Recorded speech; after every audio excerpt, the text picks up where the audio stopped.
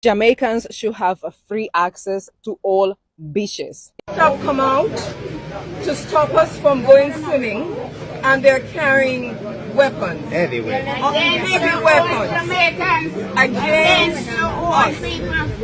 So the question we must ask ourselves, where do we stand in this nation when the police is being sent out against us on a peaceful protest just to swim?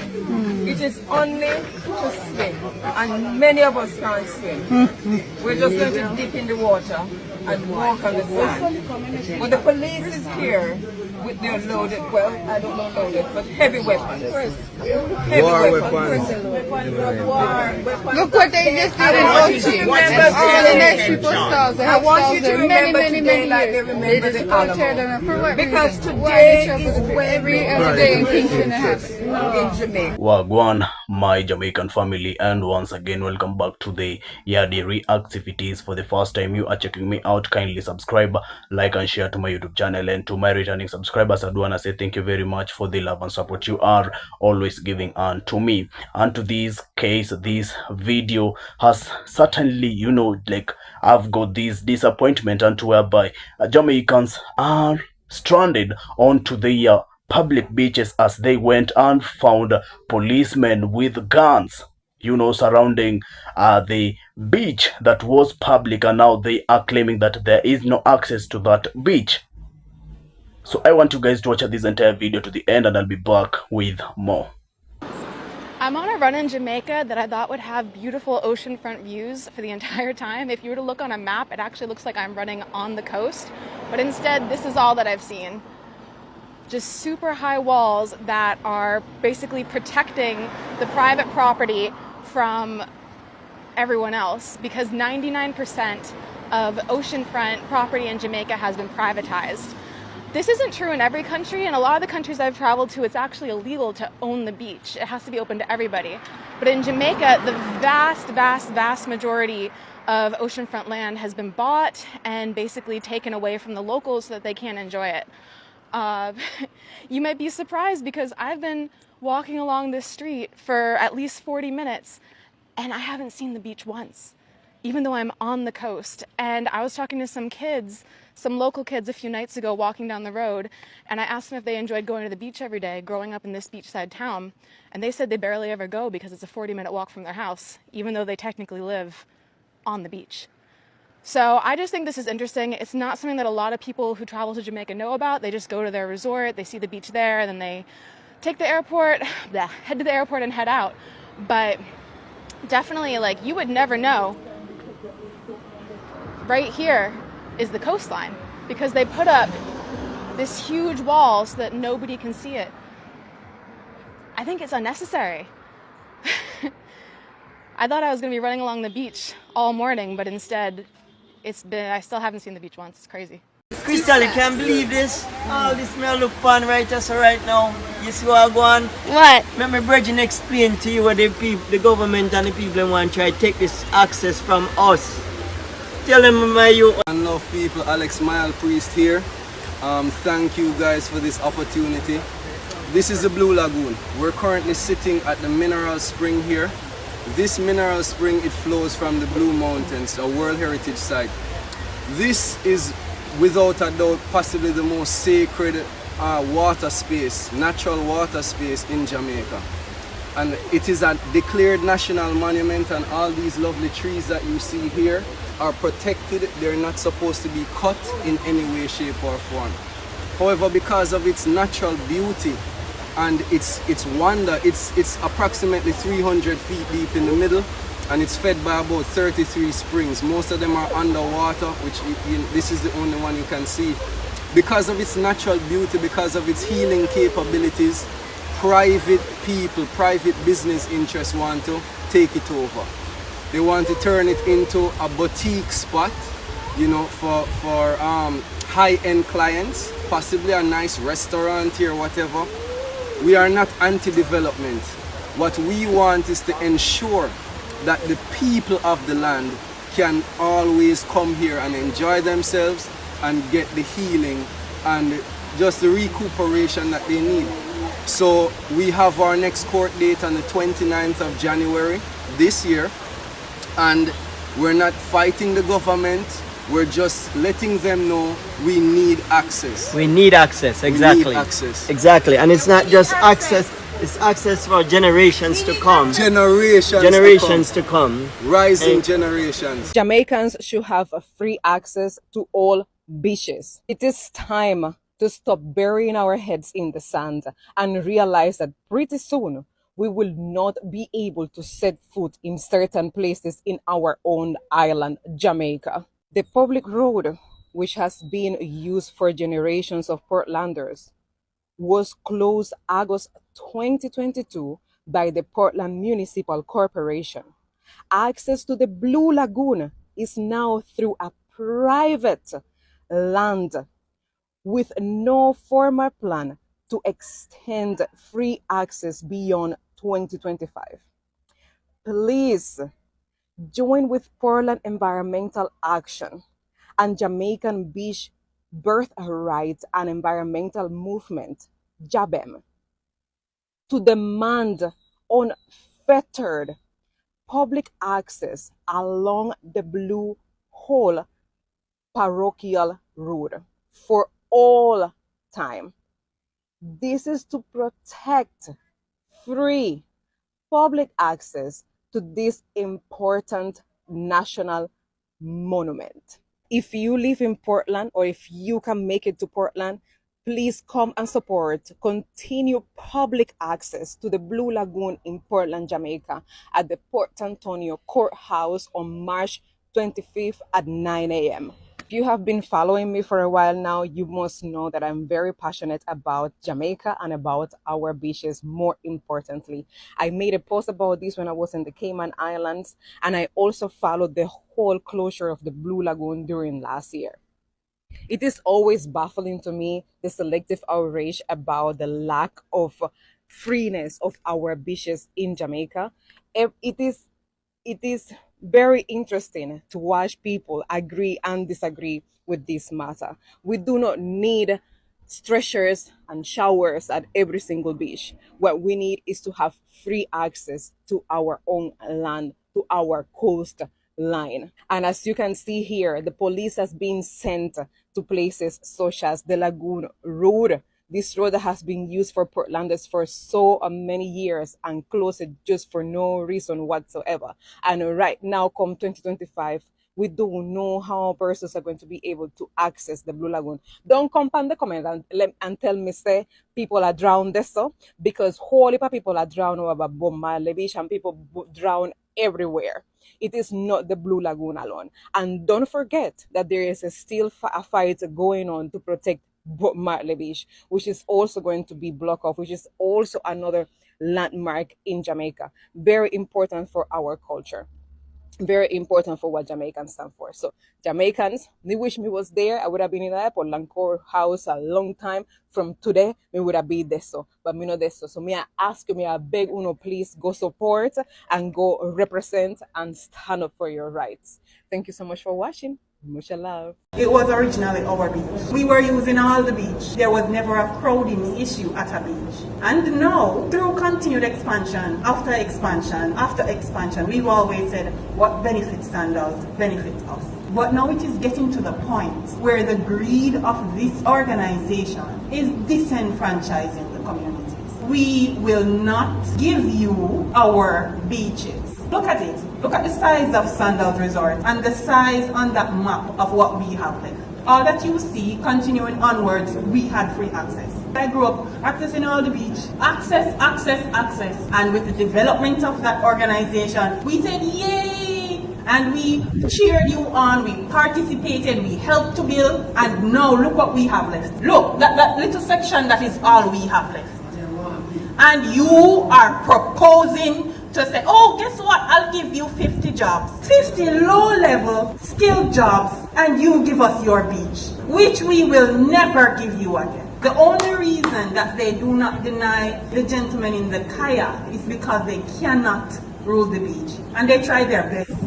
They try their best. They can't put their foot on the sand enough. They have to stay in that little canoe and sell their wares. It is at the point now where this relationship It is no longer a symbiotic in relationship. You are becoming a parasite. This thing is going to affect the fishing industry, right? Me tell them plain, I am not approving it. Anything Sandals want, Sandals get. That's the way it goes. Whether we say yes or no, if you say no, you must get it still. Even with this meeting, I am the president for the group, and I was never informed until Mr. Abdul called me last night and tell me about this meeting. And a customer of mine called me and tell me about this meeting. And we have a fishing group in White House, but apparently they don't want us to come to the meeting because they don't want our voice to be heard. We always have a good relationship with Mr. Stewart from the beginning. He break down bad, because this don't make no sense.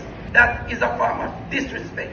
Until this matter is settled, the community will continue to use its beach. And as was the case in some other areas, we will not allow for under any circumstance, any fencing of this property to happen. And making it unequivocally clear, no, that we will not, because we know what our rights are, and we will not allow for any fencing of the property to take place. People are watching it around the clock, and if there are attempts to do that, we're going to remove it, because we know what will happen when it's fenced. Our access will be restricted until this is resolved, and we know the time it will take to resolve this, and we know that concurrently, in other instances where these things are being resolved, other things are happening that will further distance us away from having access to our beach. I'm not sure if this assessment that looks at, moss and seagrass, I know it's very, very relevant, but I'm wondering if there's another type of assessment that is necessary to help us to determine how families and community and family life is going to be impacted by this project.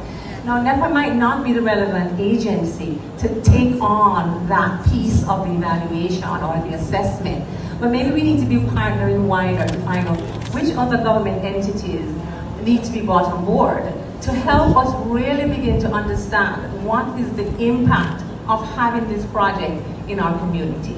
Not just how it's going to impact our coral and our climate change and our mangroves, but how is it going to impact families? How is it going to impact children? How is it going to impact the fishermen? How is it going to impact access to fish and shrimp and all the other pieces that does not seem to be adequately captured in this assessment? Residents around the community and around Jamaica have a beach problem, and they want to access the beach where with their returning residents, with their friends and family, neighboring community, and that's a problem. So we need to get the relevant authority that can answer the question that the community has to ask straightforward.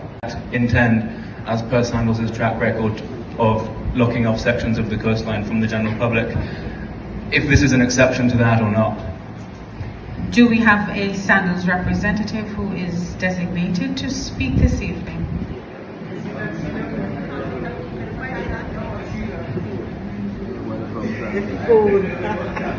I am not sure. This is really to look at the environmental impact assessment, and that is why Mr. Carroll is actually on stage with me. There's a young lady in the front with the microphone, but I believe... No, there is not. At the beginning of the problem right here, 1956, and we want to talk about the Beach Control Act of 1956. This is a Jamaican law which is an instrument of repression for the Jamaican masses. So this law here is a law which facilitates and continues to support social exclusion of the masses of the Jamaican people. And why do we say social exclusion?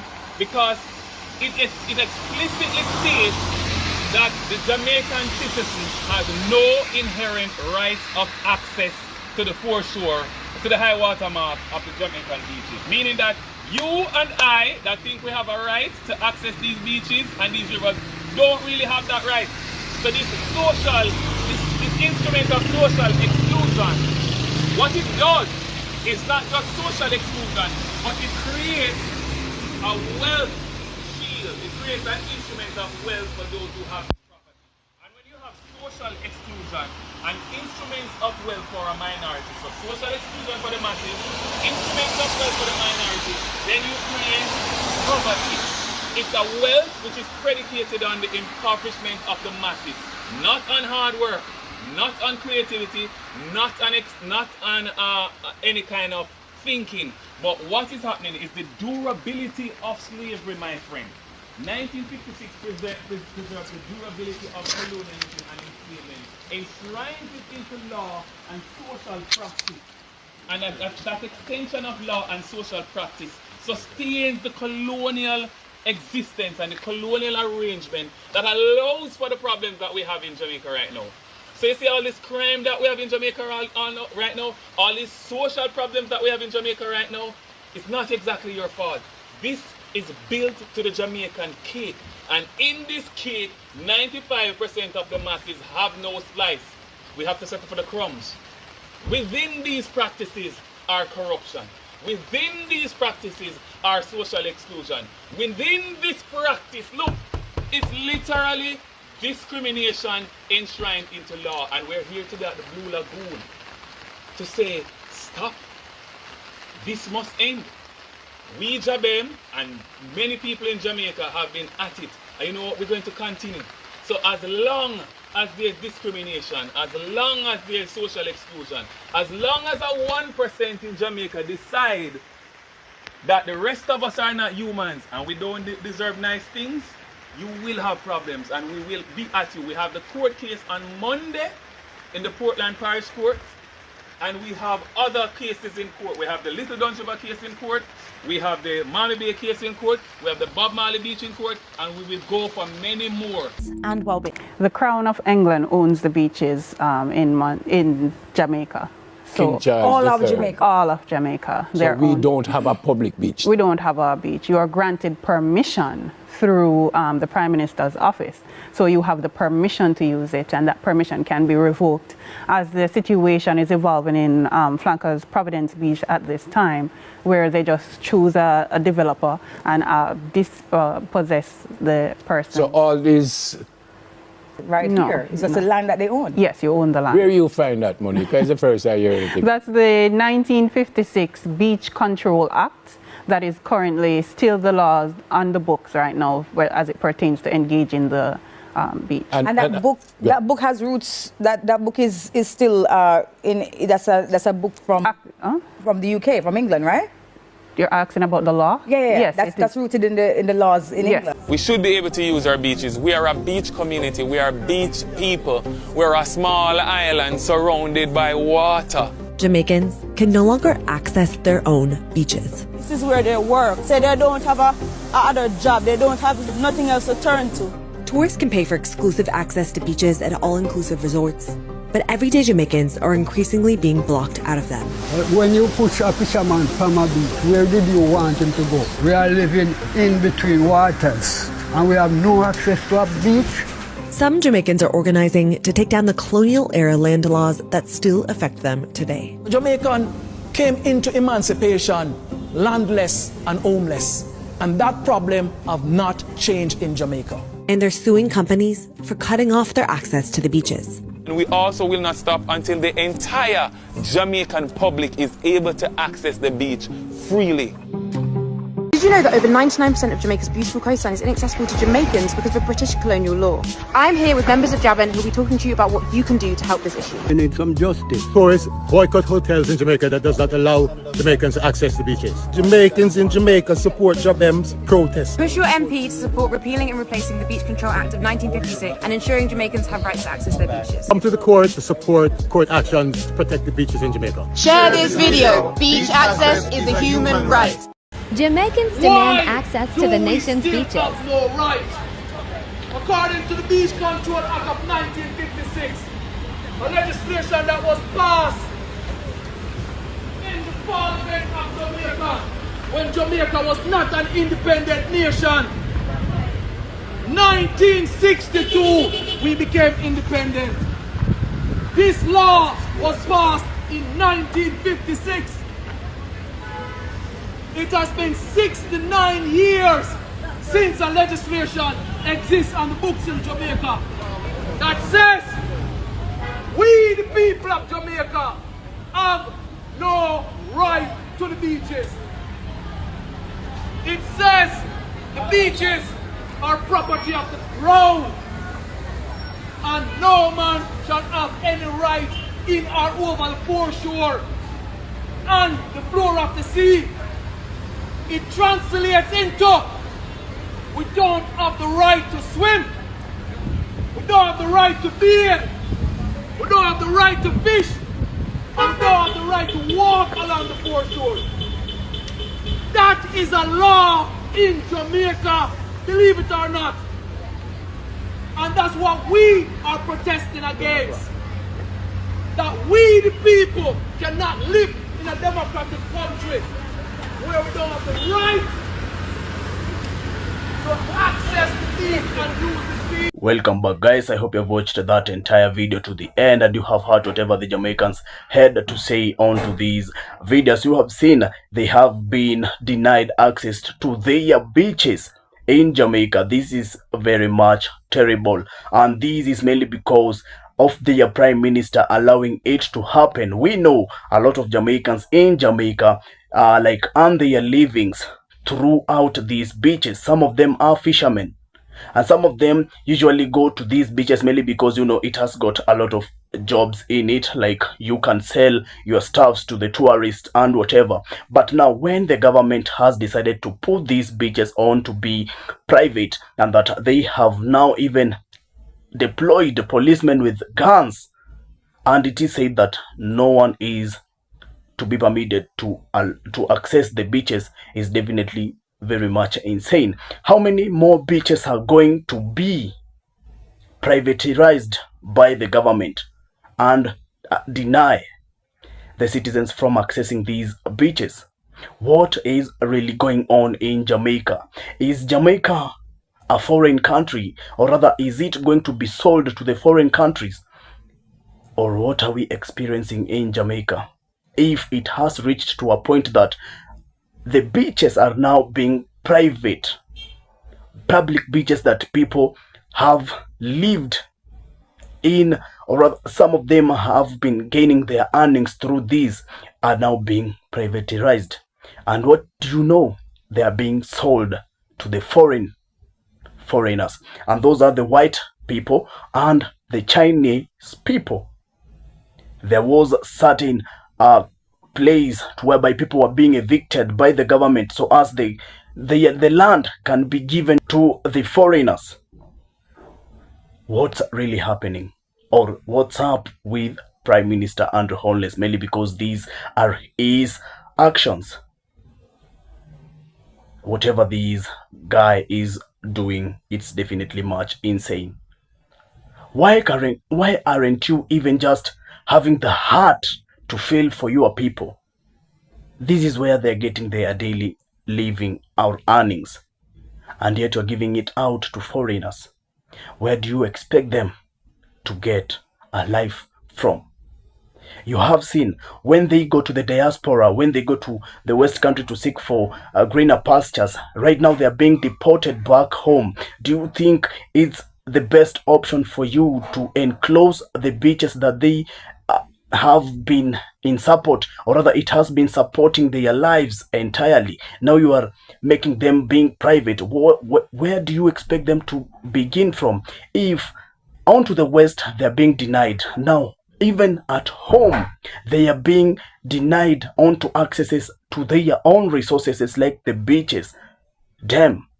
And giving it out to foreigners like the Chinese and the white people so as they can build their big hotels and big businesses. And in it, these foreigners, they are the ones whom are refusing to even employ the black people in the black man land. And yet you are claiming that you are the leader, or rather, even if you want the best for the country, this is not the way. This is not the right way you are heading. This is definitely very much insane. This is not the first beach we are seeing in Jamaica, people complaining that it has been denied access. There was another one whereby they just woke up and found it fenced. Like a couple of percentage of the beaches in Jamaica are private, and majorly of them are being owned by the Chinese. Is Jamaica a Chinaman land? Is Jamaica a foreign land? Or what is Andrew Holness doing to his own country and his own people? Mainly because for this to be happening, definitely the orders are from the above, and whom is at the above or at the top? It's Andrew Holness. So definitely he is aware of this. I don't want to complain about this man too much, but this is insane. Mainly because he is the prime minister. So he has got the full privilege, and he's the one whom usually give orders for such certain to be happening onto the country. You are supposed to be protecting your country as a leader. You are supposed to be working for the people and working for the country, not selling the country, not thinking about yourself and how you're going. I'm very, very much disappointed of this. So guys, I need to know what you think about this amazing video. Let's come around, share our thoughts throughout the comment section so we can get to interact and know what you think, and mainly because your opinion does matters to us every day. Thank you very much guys for following up the video with me. I was your host, Yadi Reacts. If you haven't yet subscribed to my channel, kindly subscribe, like and share to my YouTube channel. And to my returning subscribers, I'd wanna say thank you very much for the love and support you are always giving unto me. Always remember to link me up through my next videos. All I'd wanna say is peace out there.